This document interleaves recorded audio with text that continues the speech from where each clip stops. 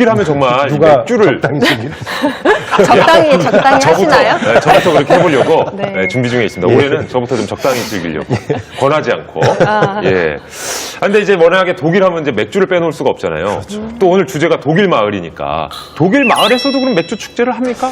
매년 10월에 예. 저기 금방 말씀하신 것처럼 이제 옥토버 페스트라고 해서 이게 한 3일 정도 열리는 걸로 알고 있는데요. 네. 지금까지 한 6회 정도가 진행이 됐어요. 그런데 작년 같은 경우에는 무려 9만 명이 이 축제에 참여를 했다고 합니다. 연인원. 독일 마을에서 네. 열리는데. 그렇죠. 와. 그러니까 그 축제에 가면은 이제 그 지역민들이 직접 만들어 먹는 소시지라든가 그리고 독일식 맥주라든가 이런 것들을 이제 맛보기 때문에 좀 이국적인 맛도 있고요. 그리고 또 누가 많이 가는가 싶어서 보니까 국내에 거주하고 있는 외국인들이 많지 않습니까? 네. 그분들도 많이 갑니다. 독일 분들은 또 향수에 그렇죠. 또 갈 수 그렇죠. 있게. 고향의 맛을 느낄 수가 있죠. 남해라는 그 아주 뛰어난 관광지도 구경하고 네네. 네. 또 맥주도 마시고. 그렇죠. 뭐, 그렇죠. 아까 네, 뭐 맛있어요. 이곳에 가면 이제 사람들이 하우스 맥주를 먹을 수 있냐라고 많이 질문을 하세요. 그런데 실제로 먹을 수 없고요.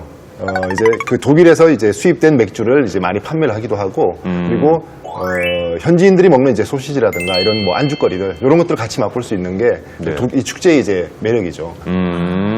그러자면 1년 내내 그 생산 시설을 돌려야 되고 그러니까요. 항상 일정량 팔려야 되는데 그 노인들이시고 하니까 그 정도까지 설비가 맥주를 만들려면 설비가 비싸요. 막걸리 만드는 거, 와인 만드는 것보다 훨씬 더 설비가 좀 더 들어가야 됩니다. 정말요? 그래서 예. 아마 그 맥주에 대한 궁금증도 상당히 많아지는데 그럼 독일 마을에서 좀 맛볼 수 있는 특이한 맥주는 또 따로 없을까요? 남해에 있는 그 해안 도로를 달리다 보면은 겨울임에도 이 파릇파릇하게 잔디처럼 올라온 것들이 많이 보입니다. 그 대부분이 이제 마늘밭이라고 보시면 돼요. 그래서 뭐 마늘 먹인 소, 예. 한우인데 마늘 먹인 뭐 한우 이런 것도 있고 그다음에 마늘로 만든 맥주도 있고요. 흑맥주요. 예, 예.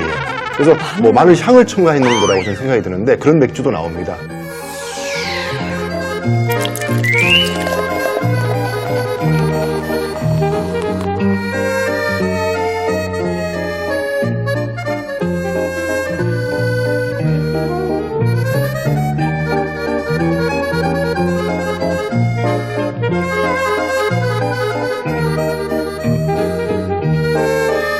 마늘 맛이 나는 거예요? 그 맥주를 마시면? 마늘 맛은 나진 않습니다. 그래요?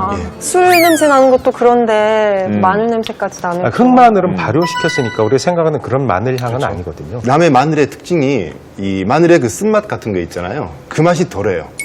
그러지 않고 좀 단맛이 납니다. 그래서 남해 식당에 가면은 왜 불고기집이라든가 이렇게 가면은 꼭 그 마늘을 이제 썰어서 된장에 그냥 찍어 먹게끔. 예. 그리고 남해에서 마늘을 드실 때는 왜 불판 위에 이렇게 뭐 이 참기름 부어서 이렇게 구워 먹는 경우가 많지 네네네. 않습니까? 그렇게 먹지 않고 그냥 날로 먹는 게 많아요. 단맛이 있고 부드러운 마늘들이 예. 있습니다. 그러면 이렇게 우리가 고깃집에 이 기름에다 넣고 네네네. 그걸 서양 조리 기술로 꽁피 한다고 그러거든요. 그럴 필요 없이 그냥 바로 구워서 먹어도 매운맛이 덜합니다. 뭐 지금이야 뭐 다양한 전 세계 음식들을 실은 한국에서도 우리 가정에서도 맛볼 수 있지만 예전에 그 파독 광부 여러분이나 간호사 여러분들께서는 젊은 시절 얼마나 저 타지에서 고향의 맛, 또 어머니의 손맛이 그리우셨을까 저희가 생각을 좀 해보는데 이 내 영혼의 맛이자 고향의 맛 그런 걸 또 이어가고 있는 마을이 있다고 들었습니다. 네, 속초에 가시면은 아바이 순대마을이라고 있어요. 예, 예. 아바이 마을, 뭐 아바이 순대마을이 있는데 그 아바이 순대마을은 아바이란 말에서 느낌이 오듯이 이제 이북에서 내려오신 분들이 그곳에서 정착하고 사시는 겁니다. 이 아바이 마을이라는 위치 자체도 뭔가 역사적으로 확실히 연관성이 좀 있는 건가요? 아바이 마을이 있는 곳은 그 속초의 청호동이라고 있는데 그 네. 마을이 사실은 사람이 살 수 없는 그런 곳이었어요. 그런데 이제 이북에서 내려오다 보니까 다 실향민이고 이제 피난민이지 않습니까?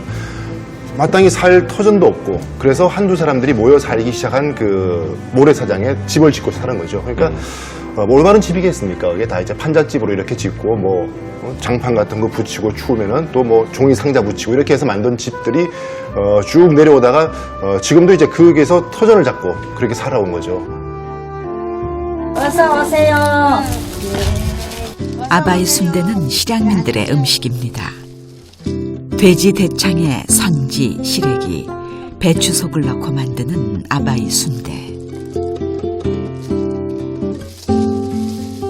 피난 내려와 먹고 살기 막막했던 시절에 이 순대를 만들어 팔기도 했습니다.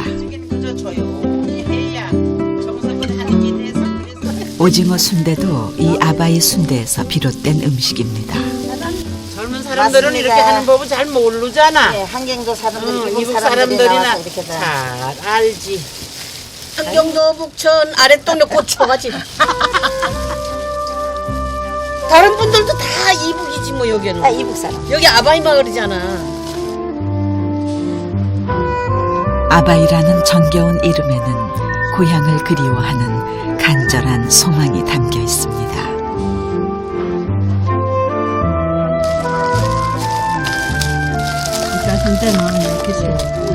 아바이 순대, 어머니 순대, 할아버지 순대. 손이 많이 가는 아바이 순대는 고향에서도 특별한 음식이었습니다.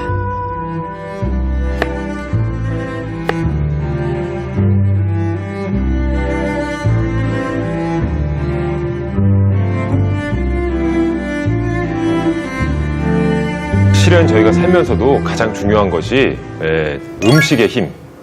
뭐 밥심으로 산다는 말은 실은 우리 한국인들 사이에서 많이 하는데 우리를 좀 위로해주고 지친 심신을 달래줄 때 가장 필요한 것이 또 우리 입맛에 가장 맞는 그런 좀 정감 있는 음식이 아닐까 싶습니다. 자, 그래서 요즘에 이제 흔히들 마음을 위로하는 음식으로 소울푸드라는 얘기를 많이 합니다. 그렇다면 현대를 살고 있는 한국인의 소울푸드는 과연 뭘까요? 저희가 빅데이터로 풀어봤습니다. 영혼을 위로해주는 소울푸드. 빅데이터 조사 결과 한국인의 소울푸드는 김치, 치킨, 떡볶이, 라면 순으로 나타났습니다. 소울푸드를 떠올릴 때 가장 많이 연상되는 단어는 추억이었는데요. 김치와 치킨은 가족과의 추억을, 떡볶이와 라면은 친구 또는 가족과의 추억을 떠올리고 있었습니다. 한국인에게 소울푸드란 사람과의 추억이 담긴 쉽게 접할 수 있는 음식이었습니다. 예, 보면서 조금 놀라지 않았어요? 전 치킨이 좀 놀랍네요. 치킨, 그렇죠. 예. 떡볶이, 라면 이런 것들이 소울푸드라는 게 보통 소울푸드 하면은 뭐 어머니가 끓여주셨던 혹은 할머니가 뭐 시골집에서 해주셨던 밥상 이런 걸 떠올릴 법한데 라면이 나온다니까. 그러니까요. 예. 그러니까 아마 그 소울푸드라는 게 자기 추억과 같이 연결되는 것 같아요. 음. 그 추억과 연결됐을 때 그게 나한테 각인이 되는 거죠. 아, 그 맛. 네. 그죠? 그래서 일상적으로 자주 먹었던 음식들을 기억하게 되거든요. 네. 그리고 인스턴트 라면 많이 먹잖아요. 맞아요. 또 젊은 친구들도 많이 참여. 그 친구들은 이미 치킨 같은 게 소울푸드에 들어가는 거죠. 저희 세대는 아니었거든요. 이미 치킨은 우리 한 가족이 됐죠, 이제.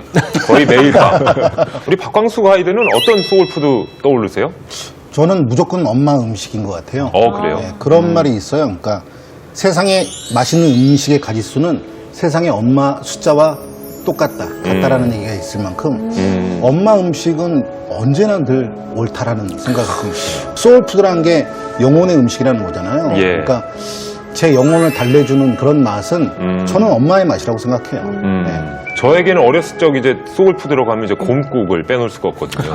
예, 그러니까. 좀 집이 좀 사셨던 건가요? 아니에요. 뭐 곰국은 비싼데요, 원래? 비싸세요. 그래요? 예. 아니, 왜냐면 큰 이제 솥단지에 저희 어머니께서 이제 곰국을 끓이기 시작하면, 어디 길게 놀러 가시는구나.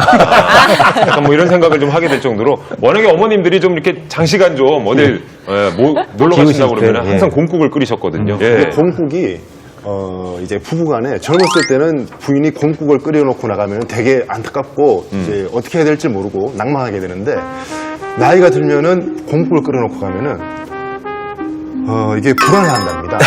그래요? 나이가 들어서 곰국을 끓여놓고 가면 그러면서 강아지를 데려가고 그러면서 남편이 불안한 거예요. 버려진 거네요, 어떻게 보면 그렇죠. 약간. 강아지는 챙겨갈 정도인데. 그렇죠, 그렇죠. 그래서 왠지 내가 사육당하는 느낌이 들 수도 있고. 예. 뭐 여러 가지 이제 그 일들이 있는데 우리 김종훈 작가님은 혹시 소울푸드 하면 뭐가 떠오르세요? 저는 라면하고 순대. 역시 라면이 들어가는 거. 네, 라면. 어떤 이유에서? 어릴 때 이제 집이 자주 이사를 다니다 보니까 그러니까 이사를 다니는 목적이 거의 대부분이 부모님들의 직장 때문에 그렇잖아요. 그러니까 부모님들의 부재로 인해서 혼자 라면을 끓여 먹고 하는 것들이 이제 어떻게 보면 아픔으로 작용할 수도 있지만 가만 생각해 보면 그런 것들이 이제 그 어린 시절의 추억으로 자리 잡는 거죠. 그래서 라면 그리고 이제 어릴 때 이제 중학교 다닐 때 동네에 순대를 굉장히 잘하는 집이 있었어요. 예. 그래서 순대. 우리 지식 가이드 여러분들의 이제 고향 얘기를 또 빼놓을 수가 없을 것 같아요. 저는 경기도 운천에 태어나서 수유리에서 자랐거든요. 예. 그 요즘 드라마에 나오는 광산 슈퍼를 많이 갔었는데 네. 저는 마음이 쓸쓸할 때 수유리를 가끔 찾아가긴 하는데 고향이라는 생각은 별로 안 들거든요. 대신에 이제 전라도에 가서 음식점 가서 음식 먹으면은 광고에 나오는 것처럼 그래 이 맛이야. 그러면서 왠지 엄마 음식 같으니까. 어머니 손맛이 거기서 네, 나왔으니까. 그래서 약간 왠지 전라도가 약간 고향 같다는 생각은 들어요. 저 실제 고향은요, 예. 청주예요. 아, 청주요? 네, 근데 최근에 제가 이제 청주에 뭐 결혼식이 있어서 내려갈 일이 있었는데요. 이제 같이 내려갔던 이제 매니저가 뭐 누나 여기 청주에는 뭐가 유명해요? 뭐가 맛있어요? 이랬는데 제가 선뜻 얘기를 못 하겠는 거예요. 좋은 말씀 해주셨던 게, 우리, 야, 고향에 뭐가 유명하니? 어디가 맛집이야? 뭐 이런 게 물어보면 쉽게 좀 설명이 안 나와요. 심지어 뭐 외국 친구들이나 외국에서 오신 분들한테 서울을 소개하더라도 서울 어디를 봐야 되지? 남산타워? 근데 그건 실은 너무 뻔하잖아요. 그러니까 약간 어디를 소개해줘야 될지 잘 모르는 경우가 많긴 해요. 맞아요. 그게 예. 사실은 뻔하다고 하지만은 살고 있는 내 입장에서 뻔할 뿐이지 처음 온 사람은 그 뻔한 게 사실 뻔한 게 아니거든요. 그래서 처음 온 사람한테는 모든 게 다 낯설고 그곳이 여행지가 될 수가 있습니다. 그래서 사실 여행이라는 게 뭐 멀리 간다라기보다 가까운 데를 가더라도 내가 어떠한 마음으로 가느냐가 전 중요한 것 같아요. 점심시간에 빨리 밥 먹고 당신이 있는 그 회사에서 한 30분만 걸어서 가봐라. 예. 그러면은 지금까지 보지 못했던 새로운 풍경이 있을 것이다.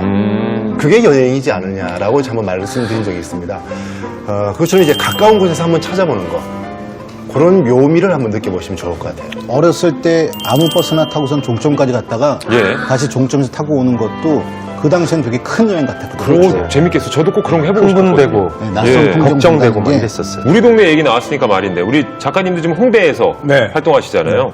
홍대도 좀 뭐 이렇게 명소를 소개해달라, 네. 어딜 꼭 가야 되냐, 뭐 이런 질문들 많이 받으실 것 같아요. 많이 봤죠. 예. 근데 사실 이제 그런 질문 받을 때마다 난감한 게 색다른 곳을 소개해달라, 아니면 좀 이색적인 곳을 소개해달라 하지만 사실 뭐 그냥 가장 친숙하고 가장 이제 잘 다니던 곳이 소개해줄 만한 곳이지 않을까. 그런 네. 곳이 그런 마음이 들어요. 어쨌든 말씀하신 대로 그런 이유들 때문에 저희가 숨은 한국 찾기를 하는 것이 아닌가. 물론 거창한 뭐 해외여행도 좋습니다만은 국내 여행, 그 가운데서도 우리가 늘 우리 스스로는 그냥 뻔한 곳, 우리에게는 늘 뭐 낯익은 곳, 하지만 그 모든 것들이 또 새로운 명소가 될 수 있기 때문에 저희 우리 지식 가이드 여러분들께서 더욱더 많은 힘을 좀 보태주셔야 될 것 같습니다. 저희 숨은 한국 찾기 한번 첫 회를 한번 해보셨는데 어떠셨어요? 함께 보시니까. 아니, 독일 마을에서 꼭 가서 한번 은거해보고 싶어요. 김종원 작가님처럼 멀리서 독일 마을을 보고 싶어요. 그러니까 남해라는 완벽한 그 자연 조건하고 물려서 네. 치유받고 올 수 있는 곳이 아닌가. 네. 이번 기회에 가서 한번 은거해야 되겠다는 생각이 들었습니다. 저는 여행이라는 게 어디를 꼭 떠나야 된다라고 해서 많은 사람들이 생각을 하는데 저는 반대로 오늘 이 프로를 통해서 여행은 멈춤이라는 생각이 들어요. 네. 왜 멈춤이냐면은 우리가 결국 했던 얘기들이 소울푸드나 아니면은 독일 마을이나 이런 모든 마을들이 멈췄을 때 보이는 것들이거든요. 계속 떠나게 되면 못 봅니다. 그래서 멈추고 그곳에 들어가는 것. 그것이 오늘 여행이고 그것을 오늘 이 자리에서 확인했던 그런 시간이라고 생각을 합니다. 야, 여행은 멈춥니다. 예. 멀리가 아니라 정말 우리 동네, 가까운 우리 근처라도 한번 돌아보시면서 숨은 그림을 한번 찾아보시면 좋을 것 같습니다. 자, 여행자를 위한 지식 가이드 숨은 한국 찾기. 저희는 다음 주에 다시 돌아오겠습니다. 고맙습니다.